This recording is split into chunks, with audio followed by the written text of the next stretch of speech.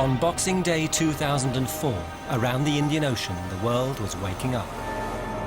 Off the coast of Sumatra, fishermen had been at work since dawn. On the beaches of Thailand, restaurant owners were opening up for the day.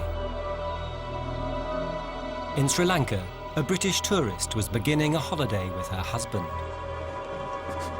Further down the coast, 1,500 people were starting a train journey.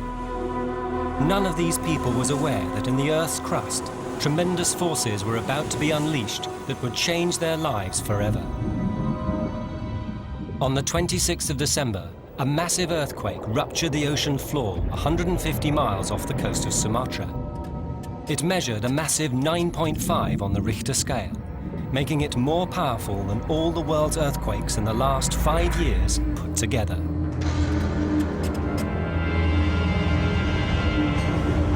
Closest to the epicenter was Banda Aceh on the island of Sumatra.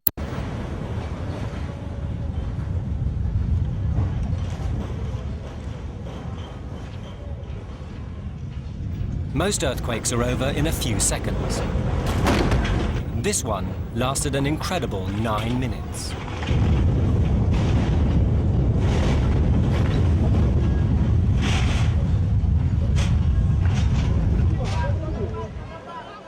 All over the city, buildings collapsed. Thousands were killed instantly.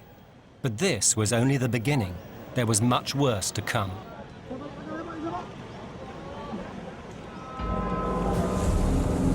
Under the sea, a deadly chain reaction was set in motion, and a giant wave, or tsunami, raced out from the earthquake epicenter at the speed of a jet airliner. First in line was Sumatra. A few miles off the coast, fishermen noticed an unusual swell, and familiar currents changed direction. Then the tsunami headed towards the coast, quickly building in size and power. In Banda Aceh, people were still in shock after the earthquake. Then came confused messages about the giant wave, and there was immediate panic.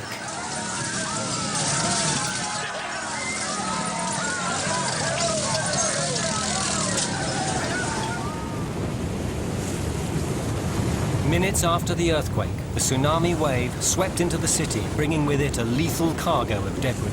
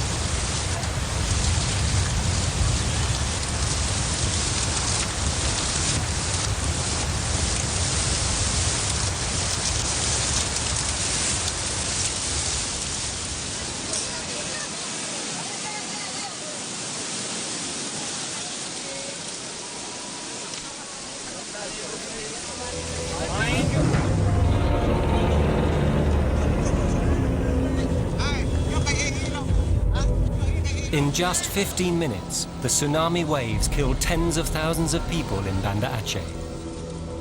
Then it swept on.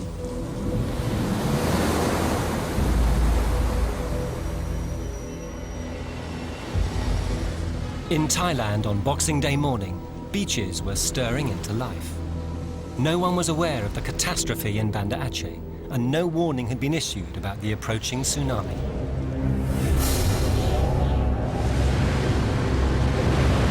In seconds, 1,000 tons of water crashed down on every meter of beach. Then the tsunami raced inland, picking up debris and people as it went. Tom Travers and Richard Anthony own a restaurant in Kamala. They were having breakfast when they saw the tsunami racing towards them. And probably went from about 300 metres out to the break wall here in less than a minute, and then came round sort of under the restaurant, took out the whole beach, went onto the road just a little bit, and then took out our lower deck. The entire bay was just littered with umbrellas, beach chairs. For about 150, 200 meters out, everything was just cloudy. And I just thought, wow, something very serious has happened. Here, grab it, quick. When the wave receded, Tom and Richard assumed that the worst was over. They couldn't have been more wrong. It's coming again! Coming again! Big one. Bigger!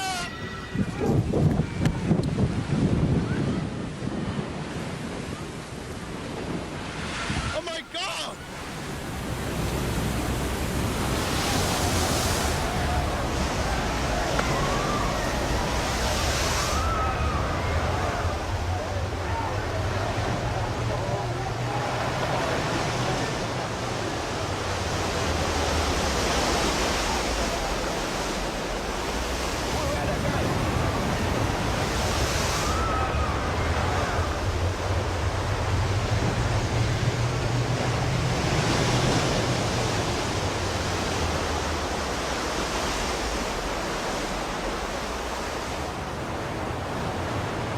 Almost out of nowhere, it was like a class 4, class 5 rapids just started moving up, like freestanding waves coming right towards us with a bigger wall behind it. And that's when everyone just started screaming, like, run.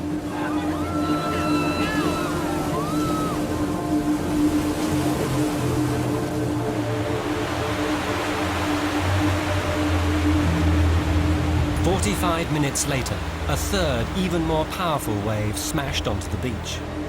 These repeated onslaughts led to widespread confusion and panic. No one knew what would happen next.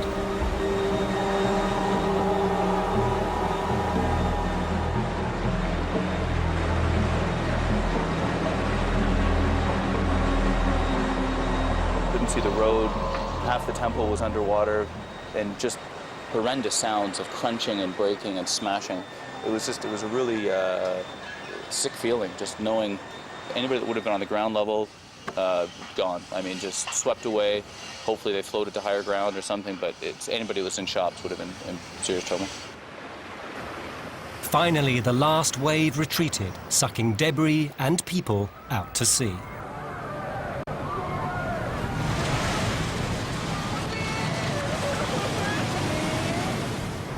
My God, I hope there's no people in there. Big disaster.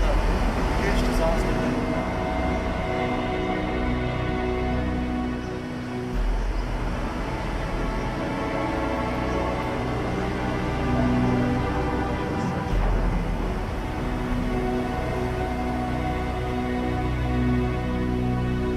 In Thailand on Boxing Day, 5,000 people from 57 countries were killed by the tsunami.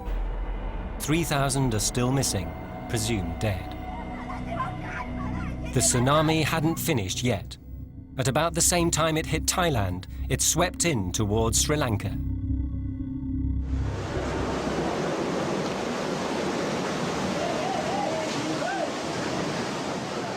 Still, no warning had been issued, and the tsunami, still traveling at 500 miles per hour, smashed into the southern city of Gal, causing massive destruction in minutes and killing thousands.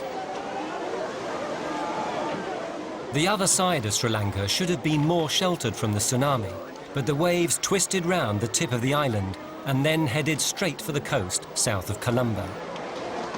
This is where Brenda Castle and her husband Jeff were staying at a holiday resort by the beach.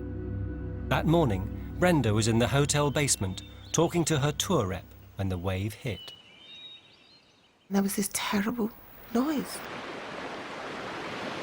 It was just like a roar. And there was this wall of black water coming down the staircase. You don't think anything because you haven't got a clue what it is. You can't think what it is. At the same time, 3 floors above, Jeff was calmly videotaping the retreating wave.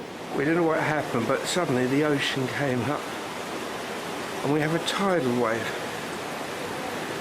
And what used to be our hotel is now a lake.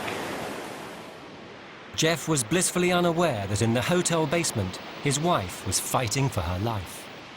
Then there was that moment when I thought I was going to die.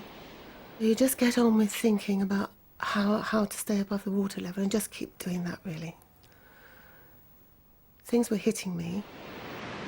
At the last moment, Brenda's tour rep suddenly reappeared. And he climbed in and held me up out of the water and said, "Don't worry, because I will get you out of here. I will get you out." Ironically enough, sunshine-wise, it was the best day we'd had. Brenda was lucky, but in Sri Lanka, many thousands of others were not.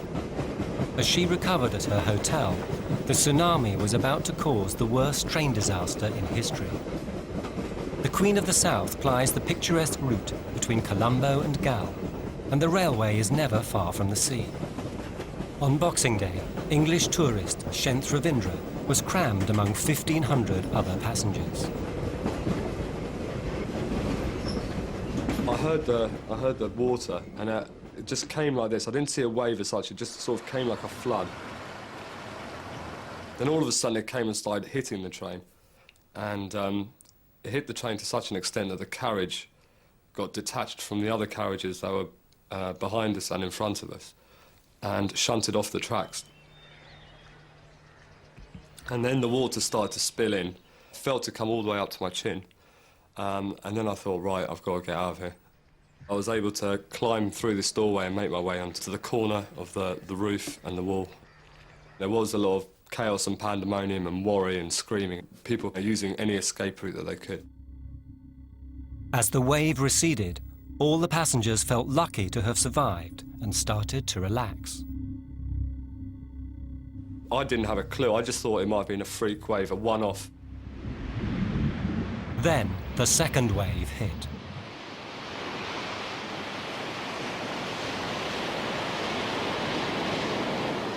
All I could see was a wall of water that took up about 80 to 85% of the horizon, and the sky was blocked.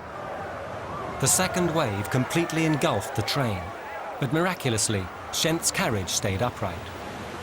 Luckily, it just pushed the carriage quite neatly along to the point where it wedged against the house.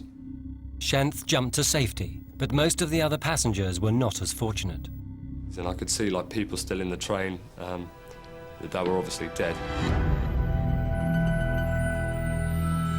As the train disappeared beneath the water, 1,500 people were drowned.